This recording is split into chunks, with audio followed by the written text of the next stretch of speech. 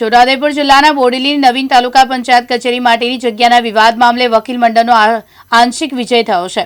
વિવાદિત સ્થળ ઉપર તાલુકા પંચાયત કચેરીના બાંધકામ ઉપર નામદાર કોર્ટે સ્ટે મૂક્યો છે।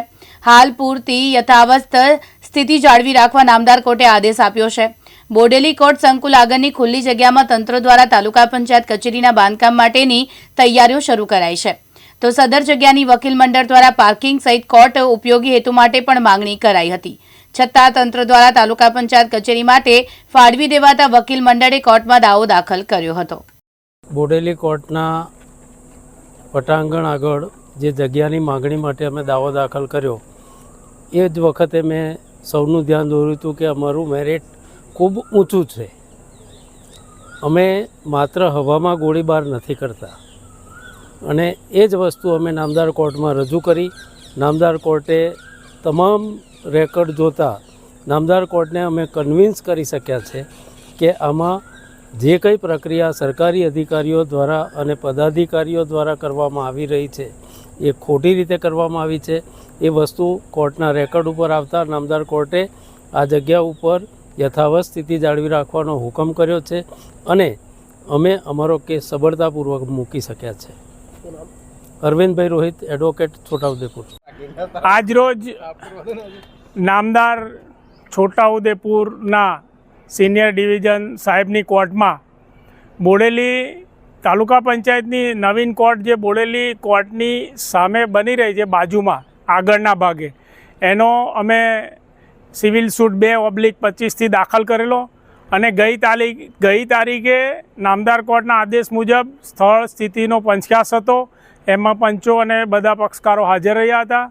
આજરોજ વધુ સુનાવણી હતી, એટલે નામદાર કોર્ટની અંદર અમારા એડવોકેટ શ્રી એજે રોહિત સાહેબ, જે કે અમીન સાહેબ, વિમલભાઈ શાહ, નીરજભાઈ પંચોલી તથા પૂરી સમગ્ર અમારી બોડેલી બાર એસોસિએશનની ટીમ, હોદ્દેદારશ્રીઓ બધા હાજર રહ્યા હતા સુનાવણીમાં।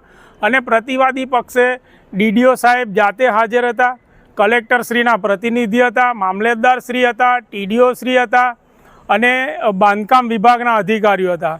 પરંતુ એક સૂચક જે ગેરહાજરી કહેવામાં આવે એ તાલુકા પ્રમુખશ્રીની હતી, કારણ કે જે આખો વિવાદ છે એ તાલુકા પંચાયત કચેરીનું નવીન બાંધકામનો છે, અને તાલુકા પ્રમુખશ્રીની ગેરહાજરી એ સૂચવી રહી છે કે કંઈક ને કંઈક જગ્યાએ એમની ભૂલ થઈ છે એવું માની લેવું છે। એટલે આજે નામદાર કોર્ટની અંદર ડીડીઓ સાહેબ તરફથી પણ એમના વકીલ શ્રી SR ચૌહાણ અને સરકાર તરફે જે બી પુરાણી સાહેબ હાજર હતા, અને અમે દલીલો અમારા સિનિયર એડવોકેટશ્રીઓ એ કરી, અને છેલ્લે પછી નામદાર કોર્ટે વચગાળાનો હુકમ કરતા નામદાર કોર્ટે જણાવ્યું, અને અમારા જે એડવોકેટશ્રીઓની જે દલીલ હતી એની અંદર સ્પષ્ટ હતું કે ગઈકાલે જ્યારે પંચખ્યાસ થયો ત્યારે નામદાર કોર્ટની અંદર મેટર ચાલુ હતી, તેમ છતાં આ લોકોએ જીસીબી લગાડ્યા, ટ્રેક્ટરો અને ડમ્પરો વચ્ચે ત્યાં સફાઈની કામગીરી કરી। એટલે આ બાબતે ગંભીરતા તો હતી જ, પરંતુ સાથે સાથે આ જે નામદાર કોર્ટની અંદર જે વચગાળાના સ્ટેની માંગણી કરવામાં આવી, એની અંદર નામદાર કોર્ટે આજે જે સ્થિતિ ત્યાં સ્થળ ઉપર છે એ સ્થિતિ રહેવા દેવા માટે, એટલે કે યથાવત પરિસ્થિતિ જાળવી રાખવી તેવો નામદાર કોર્ટે ઓર્ડર કર્યો છે। અને સત્ય હોય ત્યાં જીત હોય, એટલે કે સત્ય મેં જયતે। આખરે આજે અમારા એડવોકેટશ્રીઓ અમે જે જાહેર જનતા અને જાહેર પબ્લિકના પ્રશ્નને લઈ અને આ અમે દાવો દાખલ કર્યો હતો, એની અંદર આ પ્રથમ સ્ટેજે અમારો પ્રથમ સ્ટેજે વિજય થયો છે। આ બાબતે હું મારા સિનિયર એડવોકેટ એજે રોહિત સાહેબ, અમારા જે કે અમીન સાહેબ, વિમલભાઈ શાહ, નીરજભાઈ પંચોલી સાહેબ અને બીજા જે અહીં આવ્યા નથી તેમની અમારી પાસે શુભકામનાઓ છે, અને જે અહીં તમામ મિત્રો હાજર છે, અમારા એડવોકેટ, લેડી એડવોકેટ પણ અહીંયા હાજર છે, એવા તમામ, અને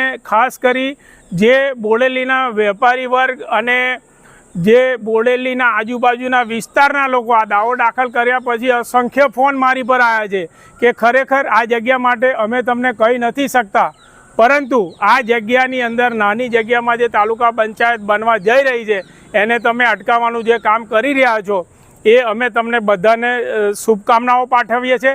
એવી રીતે બોડેલી શહેરના આગેવાનોના પણ ફોન અમારી પર આવ્યા છે.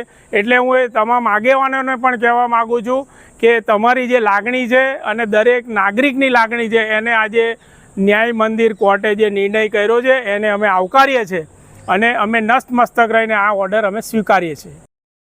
અલ્તાફ મકરાણી, દિવ્યાંગ ન્યૂઝ, છોટાઉદેપુર.